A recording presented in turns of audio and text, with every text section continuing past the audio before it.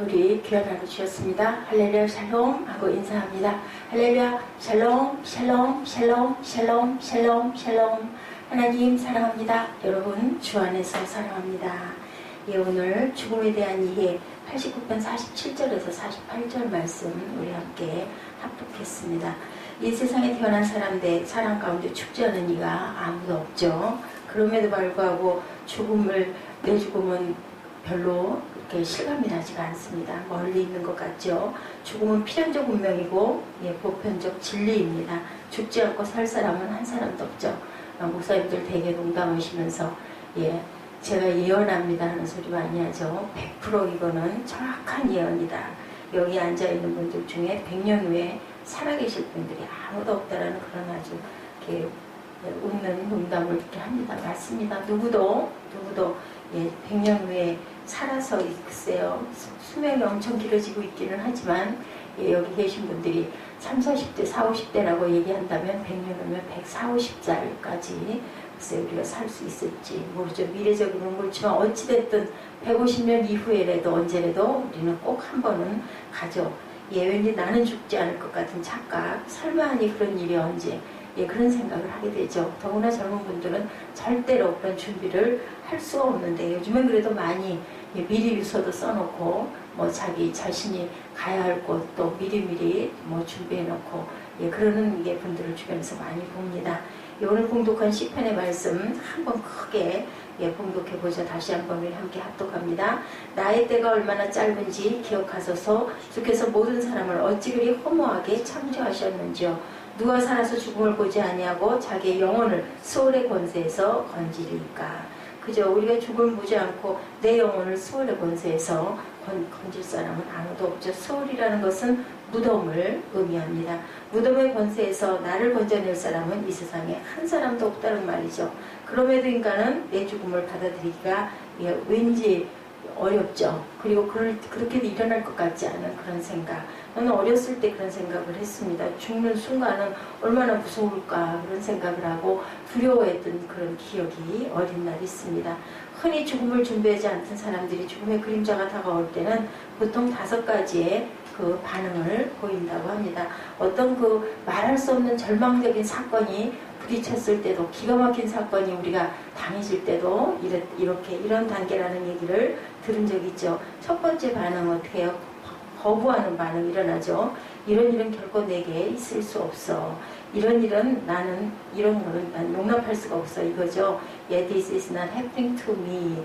받아들이지 않습니다. 사실을 받아들이기에는 두려움과 공포가 너무 큰 거죠. 어떻게 이런 무서운 일이 내게 남도 다른 사람도 아니고 시편 기자도 오늘 이렇게 부르짖죠.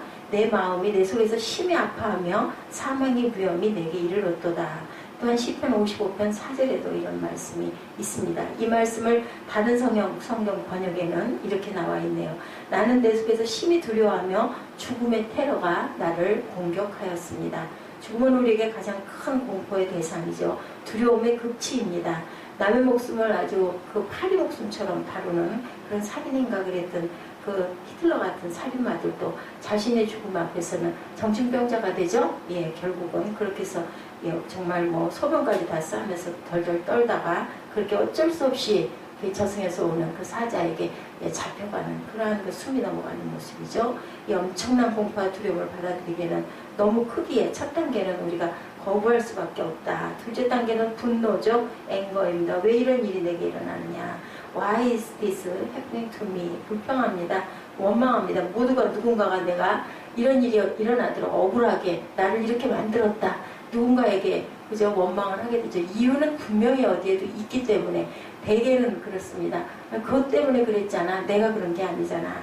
근데 이런 단계가 일어나는 거죠. 내가 이런 일이 일어난 원인이 과연 무엇인가?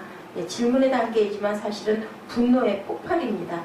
억울함을 하소연하며 삭히지를 못하죠. 주변의 사람들을 피곤하게 힘들게 합니다. 시편 39편 3, 4절의 말씀에 나는 분노로 가득 차 있습니다. 생각하면 할수록 나는 더욱 괴롭습니다. 나는 주님께 묻지 않을 수 없습니다. 이렇게 고백하고 있습니다. 얼마나 과연 살 수 있을지, 나는 언제 죽을 것인지, 나의 생명이 얼마나 빨리 끝날 것인지 말씀해 주실 수 있습니까? 라고 이렇게 번역이 되어 있습니다.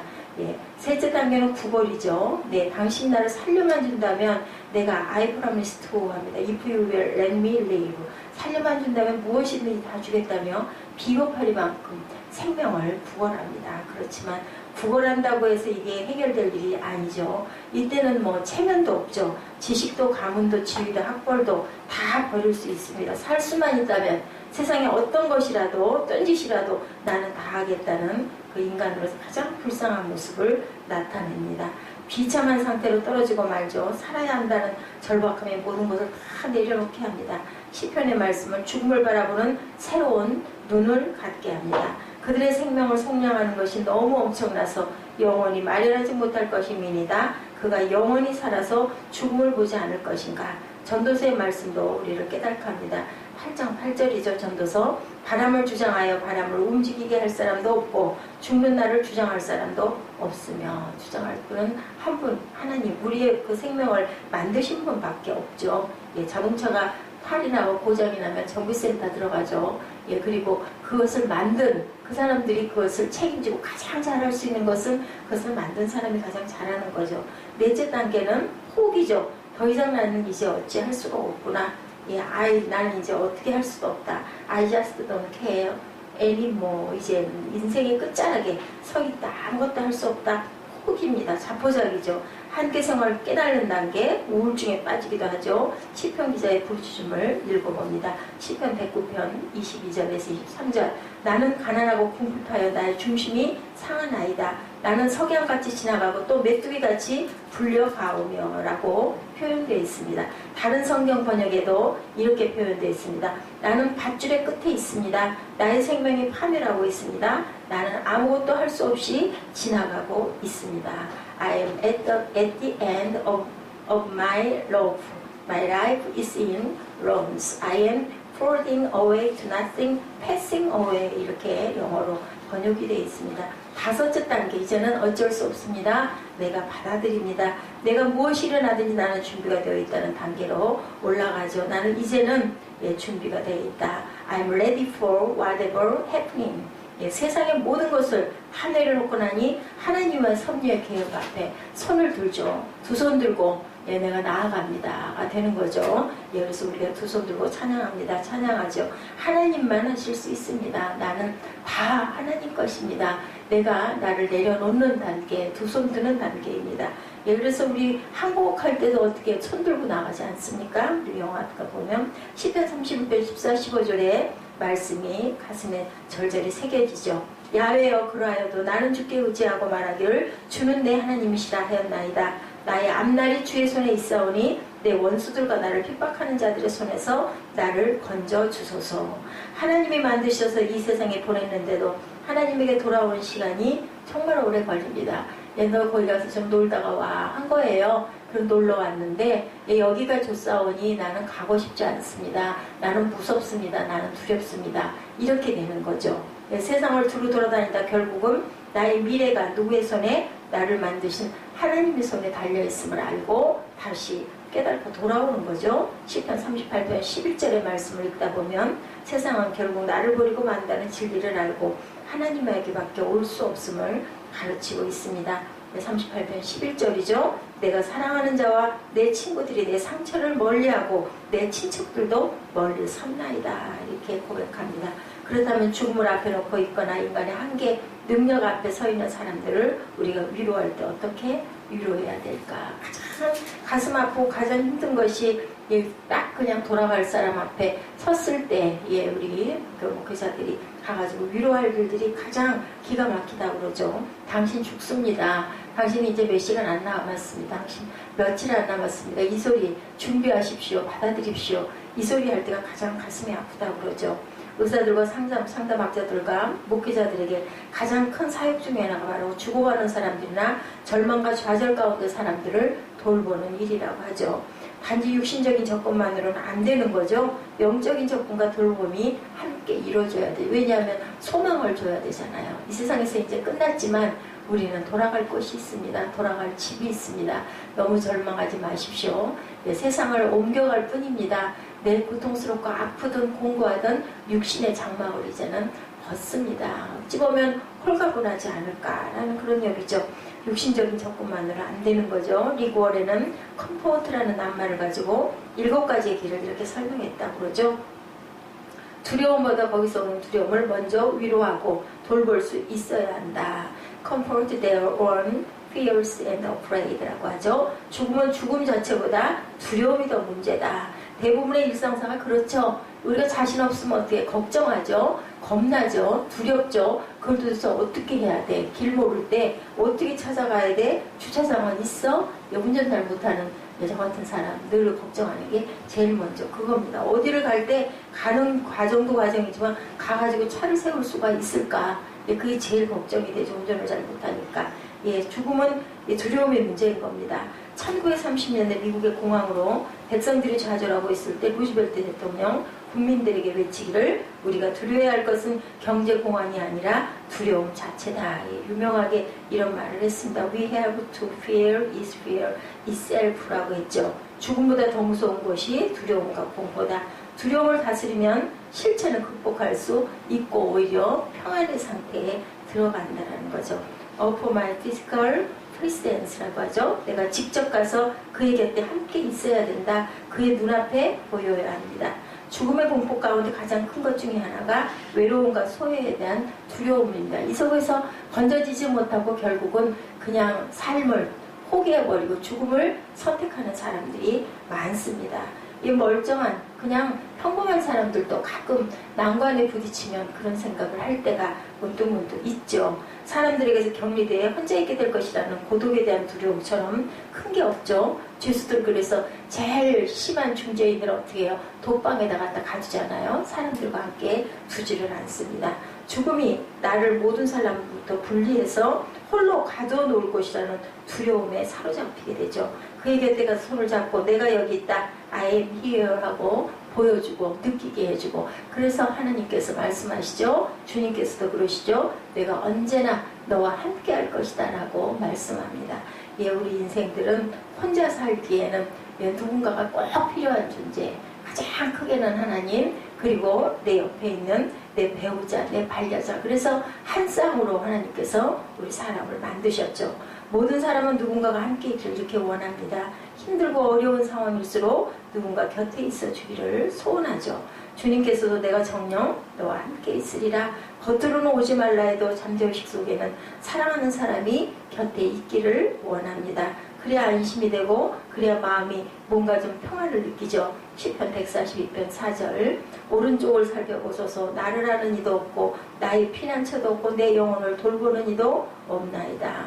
4절에 그럽니다. 진정한 위로는 그의 곁을 지켜줄 때 미니스터 된 그들은 사역하는 거죠. 살고 몸과 마음과 영을 돌보는 것을 얘기하죠. 죽음의 두려움 가운데 한 가지가 스스로 자기를 조종하지 못한다라는 두려움이죠. 우리 어제도 그 말씀 나눴었죠. 우리 몸도 장가가고 시집가는 그것은 세상에 있을 때이지 그렇기 때문에 우리는 산자의 하나님이다. 살아있을 때 내가 뭔가를 할 수 있도록 하나님께서 기회를 주신다라는 거죠. 자기 마음대로 스스로 행동하지 못하고 누군가 도움 없이는 전혀 할 수가 없을 때 절망과 좌절 때문에 더 큰 두려움을 갖게 됩니다. TV를 켜거나 라디오를 듣거나 화장실을 가거나 내가 앉거나 서거나 가거나 할 수 없어질 때 얼마나 암담할까요? 절망이죠. 사업에 실패해서 모든 신용이 막혀 경제활동을 마음대로 하지 못할 때도 똑같은 절망감을 갖는다고 합니다. 조종 능력을 상실한다는 것 자포자기의 원인이 되죠. 시편 38편 7, 8절의 말씀입니다. 내가 피곤하여 심히 상하였음에 마음이 불안하여 신음하나이다. 주여 나의 모든 소원이 주 앞에 있사오며 나의 탄식이 주 앞에 감추이지 아니하입니다. 감정적 도움이 무엇보다도 중요하다. 마음에 평안을 주는 지름길 감정적 지원입니다. 인간은 감정의 동물이기 때문에 그가 소원하는 것이 무엇인지를 인지하여서 그를 대신하여 하나님께 기도한다면 훨씬 안정을 취하고 치료의 상승 효과를 가져올 것이죠.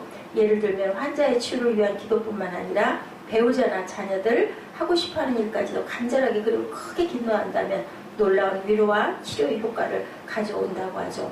갈라디아서 6장 2절 시편 116편 15절의 말씀 너희가 짐을 서로 지라 그리하여 그리스도의 법을 성취하라. 그 그의 경건한 자들의 죽음은 야훼께 보시기에 귀중한 것입니다. 116편 15절입니다. 그의 수많은 질문에 우리가 마음을 열어야 되죠. 예, open them up with question 이죠. Why is happening to me? 왜 이런 일이 내게 일어나고 있습니까? Why me? Why now? Why this? 이런 질문 긍정적으로 적극적으로 대답해 줄 알아야 된다. 잠언 20편 5절입니다. 사람의 마음에 있는 모략은 깊은 물 같으니이다. 그럴지라도 명철한 사람은 그것을 길어내느니라. 가족도 그저 돌봄과 위로가 필요하다는 것을 우리가 꼭 기억해야 되고, 사랑하는 사람을 잃어가고 있다는 가족들의 아픔과 슬픔도 위로를 받지 아니하고는 헤어나기가 어렵죠. 그 가족도 또한 그렇게 위로해 줘야 되기 때문에 우리가 조문을 갈 때 그 상주들한테 가서 먼저 인사하지 않습니까?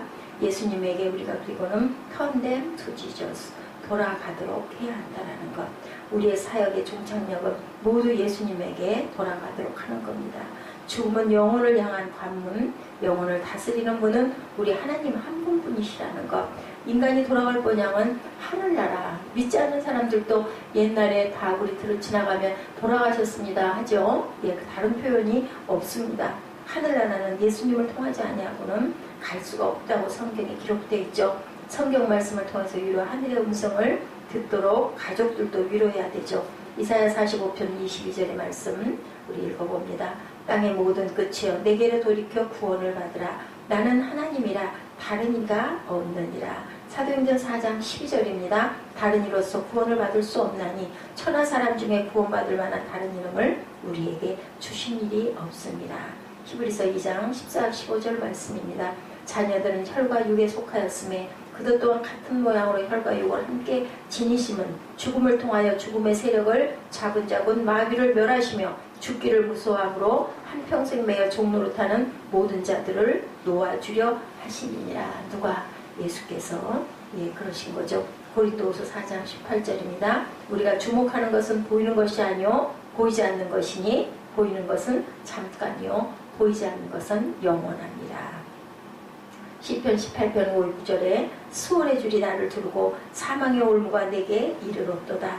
내가 환랑 중에서 야훼께 아뢰며 나의 하나님께 부르짖었더니 그가 그의 성전에서 내 소리를 들으시며 그의 앞에서 나의 부르짖음이 그의 귀에 들렸도다. 이렇게 증거하고 있습니다. 우리가 성경 66권 안에 우리가 살 소망, 우리가 죽음을 마지막 순간까지도 우리가 어떻게 대처하고 가야 하며 어떤 위로를 살아있는 유족들에게도 또한 드려야 할지, 또한 우리가 살아서 말씀 속에서 깨달아야 할 말씀이 어떠한 것인지를 이렇게 성경 안에 다 기록하고 있죠. 그렇기 때문에 우리는 항상 준비하는 자가 되어야 된다. 나의 때가 얼마나 짧은지 기억하소서. 주께서 모든 사람을 어찌 그리 허무하게 창조하셨는지요. 누가 살아서 죽음을 보지 아니하고 자기 영혼을 수월의 권세에서 건지리까. 예, 소풍 왔어요. 세상으로. 가서 재미있게 놀다 오너라 하고, 부모님들이 어린아이들 내보낼 때 그렇게 하죠. 손에다 사탕 쥐어주면서 친구하고 같이 가서 맛있게 먹고 와 하고 얘기하죠. 이런 것처럼 놀다 오라고 한 건데 그만 돌아갈 고향을 깜빡 잊어버리고 세상 재미 속에 빠져서 놀다가 문득 돌아갈 때가 되면 당황하게 되죠. 갈 준비를 하지 않았기 때문입니다. 이럴 때 우리가 항상 하나님을 바라볼 줄 알고 다시 돌이킬 줄 아는 저와 여러분 되시기를 주님의 이름으로 축복합니다. 기도하시겠습니다.